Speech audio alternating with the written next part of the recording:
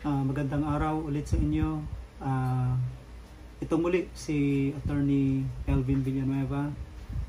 At sa ngayon, ang pag-uusapan natin ay ang tungkol sa Notice to Explain or NTE. Kung tayo ang empleyado, paano natin sasagutin ang NTE? So, halimbawa, nakatanggap ka ng papel mula sa HR.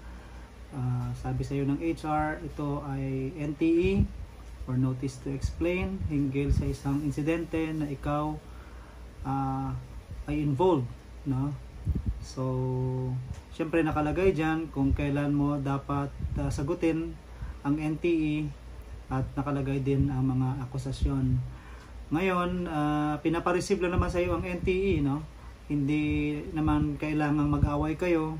So, pwede mong i-receive o tanggapin, no, ng maayos ang NTE. Kukuha ka ng isang copy at i-receive mo doon sa receiving copy ng HR. Okay lang yon. Okay, so natanggap mo na. Paano mo ngayon sasagutin ang NTE? Ang NTE ay ini-issue ng kumpanya bilang tool sa investigation. Yan ay isang paraan para mabigyan ng pagkakataon ang empleyado para ipaliwanag ang panig niya doon sa insidente, no? So it's part of the procedural due process na tinatawag.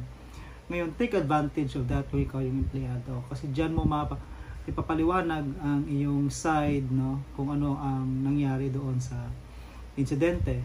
So under the law, ang NTE dapat sagutin, bigyan ang empleyado ng 5 araw, calendar days, para sagutin, hindi working days, calendar days, no? Ibig sabihin, kung tinamaan ang Sabado-Linggo, kasama sa counting ang Saturday, Sunday, being calendar days. Okay. Now, pwede bang mas mahaba? Pwede mas mahaba ang ibigay na palugit para sagutin. Mas maganda ngayon. Ibig sabihin, mas nabibigyan ng due process ang empleyado. Pero paano pag hindi hinabaan ng kumpanya? May violation ba sila? Wala. Kasi ang nakalagay lang naman sa kanila sa batas na dapat bigyan ng empleyado ng 5 calendar days. Okay. So, paano ngayon natin sasagutin? Pinakauna sa lahat, ang iyong sagot sa NTE ay may nakalagay na petsa, no? Ngayon,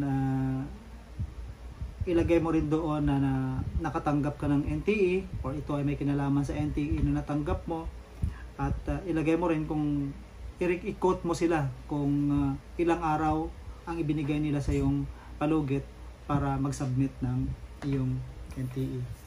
Of course, pangatlo, dapat ilagay mo na yung paliwanag mo doon sa insidente, no? So, syempre bago mo gawin yung paliwanag na yon, i-state mo briefly kung ano ba yung akusasyon nila sa iyo.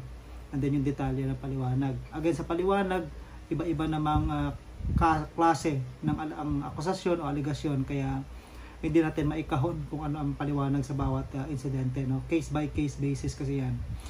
And then don't forget to write your name and to affix yung signature mo dun sa name mo. And take note kung kailan mo pinadala yan, so dapat may receiving copy ka sa HR kapag isinubmit mo na yan, NTE mo.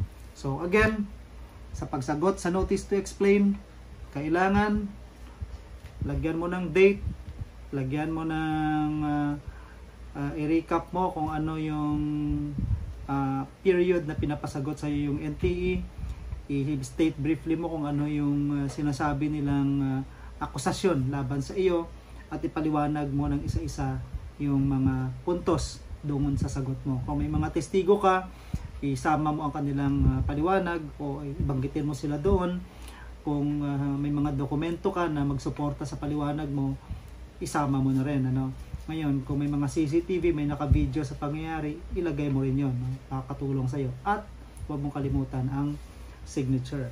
So, halimbawa, may empleyado, 5 empleyado na kinasuhan, halimbawa, for drinking alcoholic beverage within the premises. At isa ka doon sa mga nakita, di umano, na nakikipag-inuman, may naka-witness, no? So, ang naka-witness ngayon, halimbawa, nag-execute ng written statement, nakita kayo, nag-uumpukan kayong 5 doon. Ngayon, Ang isa sa kanila, in fact, naamoy pa raw niya nung pumunta na, nung lumapit sa kanya.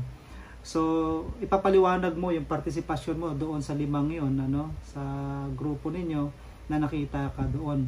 So, ngayon, kung gagawa ka ng NTE, syempre, lalagyan mo ng petsa, ng date, kung ano yung date, bakit significant yung date, kasi nga doon sa date, doon mo ilalagay ang doon babasihan ang 5 calendar days, malaking bagay yan para ma-document yung due process. And then i-address mo syempre doon sa kung sino ang nagpadala sa iyo, kadalasan HR, ipadala mo sa HR. So dear HR manager, dear HR supervisor, ito ay hinggil sa notice to explain na iyong pinadala sa akin na di umano ako ay sangkot sa pakikipag-inuman kasama ang iba pang, ang 4 pa na mga empleyado noong ganito at sa oras na ganito. Ayon sa iyong sulat, ako ay binibigyan ng 5 araw para magpaliwanag o 5 calendar days magsumite ng aking sulat na nagpapaliwanag sa aking panig. So, kaya ito, aking pinapaliwanag kung ano ang nangyari nung araw na yon. So, ako ay galing, halimbawa, ito paliwanag mo, ako ay galing sa bahay, papasok sa opisina, nakita ko sila, 4 sila, nag-uumpukan, at parang may iniinom sila. Dahil ako naman ay galing sa labas, may dala din akong inumin, pero hindi ito alcoholic beverage, kundi ito ay Cobra energy drink, halimbawa. So, yun ang paliwanag mo. Ngayon, sasabihin mo rin doon, halimbawa, may CCTV dun sa area, bakit hindi ko ninyo ilabas ang CCTV para makita kung ano talaga ang partisipasyon ko, dahil hindi naman ako nakikipag-inuman sa kanila.